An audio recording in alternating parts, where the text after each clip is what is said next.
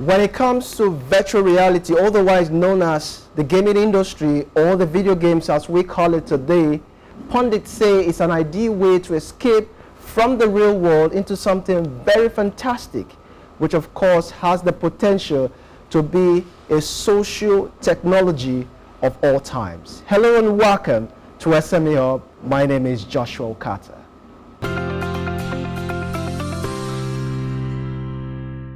Due to the growing penetration of smartphones across Nigeria and mobile broadband access that is cheaper and faster than it has been a few years earlier, developers have the opportunity to spread mobile games easily.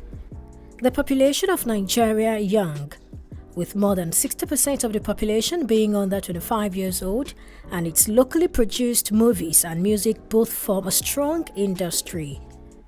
Nigeria has the world's fastest growing mobile internet usage behind China and India. Due to the growing penetration of smartphones across Nigeria and mobile broadband access that is cheaper and faster than it has been a few years earlier, developers have the opportunity to spread mobile games easily. The video game industry is a relatively young sector in Nigeria. As of 2015, the video game development sector is still very small in the country, with only half a dozen young companies creating games. However, in part due to the country's fast-growing mobile market and its young population, video games are rapidly growing in popularity. The video game industry encompasses the development, marketing, and monetization of video games. The industry encompasses dozens of job disciplines and thousands of jobs worldwide. The video game industry has grown from niches to mainstream. As of July 2018, video games generated $134.9 billion annually in global sales. In the US, it earned about $9.5 billion in 2007, $11.7 billion in 2008, and $25.1 billion in 2010, according to the ESA annual report. Talking about consumer experience in the electronic gaming industry in Nigeria between the 1990s and 2000s, for example, in the 2000s, they have evolved significantly from the early days of computer games and the first version of Nintendo and Atari. The days of pixelated screens and limited sounds are a distant memory as video games have become more lifelike than ever. As technology continues to improve, so do video games. In the early 2000s, overall, the decade saw the last of the low-resolution three-dimensional polygons of the 1990s, with the emergence of high-definition games with the likes of Shenmue to Grand Theft Auto to Mario Kart to NBA Streets and so forth. Such games are often focused on developing immersive and interactive environment, implementing realistic physics and improving artificial intelligence. Now, for the avoidance of doubt as to which between the 90s and the early 2000s had the best consumer experience, right here are a few individuals who are willing enough to share their perspectives on the overall user experience on the electronic gaming industry. Take a listen. My name is Delight Umebo Ifechukwu. Actually, Nintendo games, all those ones are just old-fashioned games and they're not that enjoyable anymore. But see this virtual reality, that's the new means of, like now, the technology has gone far because when you wear that virtual, this thing, the 3D, I get one kind of feelings that someone gets that, okay, yes, you look like you're like now inside the game. Like now, how you play it, the fun inside is much than the other one. Like now, there's one kind of feeling it gives. Yes, I enjoy this virtual reality, this 3D, than the former games. My name is Anita Deborah. The car racing. I wanted to know how it is because I've been using phone to play, so I wanted to know and feel, and know that when you're playing, look as if it's real. At first I was scared, but later I had this courage to push it. You know, it was like it's an ordinary game before, but now I felt I'm on the steering. Hi, my name is Oluwajunlo. Playing Sega those days was fun because then truly we were kids, and it's fun, really. It's fun because all of us wants to play. Waking up in the morning after the house chores, done forcefully, I want to play this game. I want to play this game. Daddy, give me money. I want to play this game.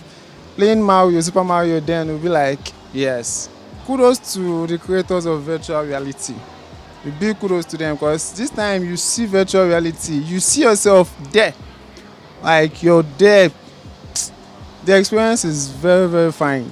The experience is very, very fine. Like you playing a virtual scary game and you're in there, seeing something coming to attack you and you're scared, screaming out loud for, no. The experience is really very something you will surely want to try if you have not done it before. My name is Uche Chiamaka Tabita. Actually, I love to do the Just Dance because I love dancing a lot. Then I don't really like playing the virtual scary games. Then with working here, I started liking to play the virtual car race. Okay, at first when I started playing it, I wasn't getting it because I was always getting accidents and hitting the wall. But with time, after replaying and playing, I started getting it appropriate, and it's just fun, just driving smoothly, smooth road, no potholes like our Nigerian roads. So, and with the virtual, it's looking so real, like you're inside the game. So it's fun to race. Revenue in the video game segment is projected to reach $221.40 billion in 2023. In the video game segment, the number of users is expected to amount to 2.7 billion users by 2027. User penetration will be 32.8% in 2023 and is expected to hit 34.9% by 2027. 3.2 billion players, up from 3.1 in 2021. $184.4 billion in revenue, down from $192.7 billion in 2021.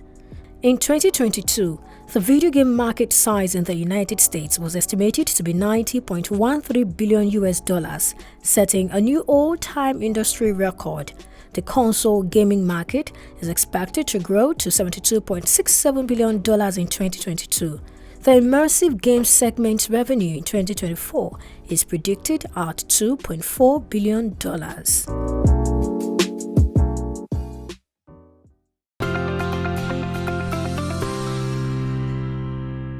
Alright, so glad to have you back. So today on SME Hub, we will be talking to one of the few individuals in this industry who operate in the gaming industry, to be precise, and of course, working real hard to make it more enterprising for investors, and of course, creating job opportunities for teaming youth.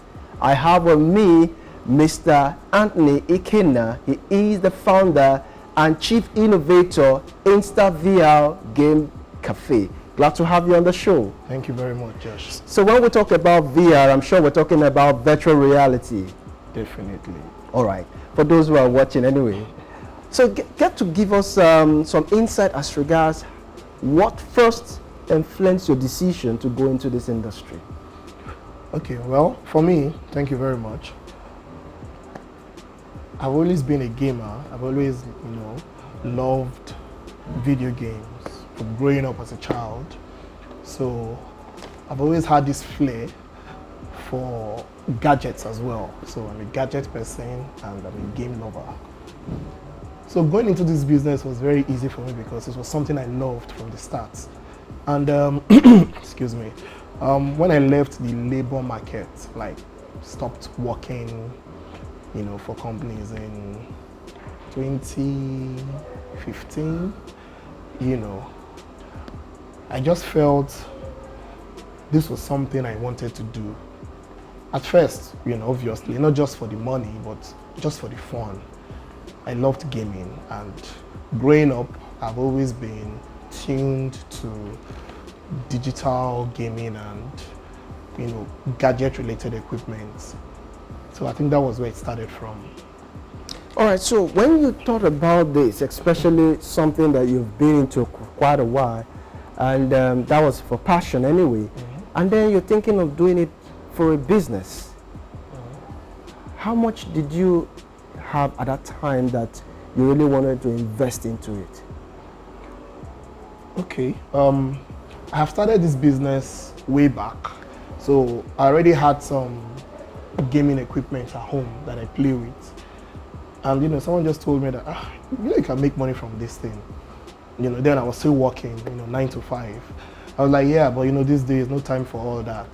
But when the COVID saga happened, and you know, most of us were at home, working from home, you know, I went back into this leisure, this sports, and I decided to take it as a full-time business immediately after the lockdown, because I discovered that, you know, I have been losing out, or have been leaving a lot of potentials out, you know, as a result of focusing on just the 9 to 5. This was where I had a passion, you know, this was where I felt I could make a difference. So I started this business even before the COVID. I started it, you know, I've done it in school. I've had a small game house in school when I was in university. You know, before I got into the university, I've partnered with my friends. We've used their mother's shop, and you know, we've had a small console and gaming and all that there, you know.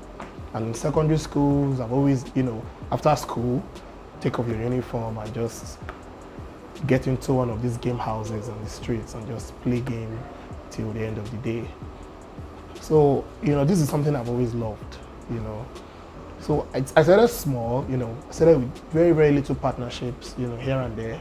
I had these devices at home and they were doing nothing. I was like, okay, I have some friends that had spaces in the malls, and I decided to lend them these equipment, and you know, let's see how, you know, it could generate some revenue. And the potential was huge, very huge.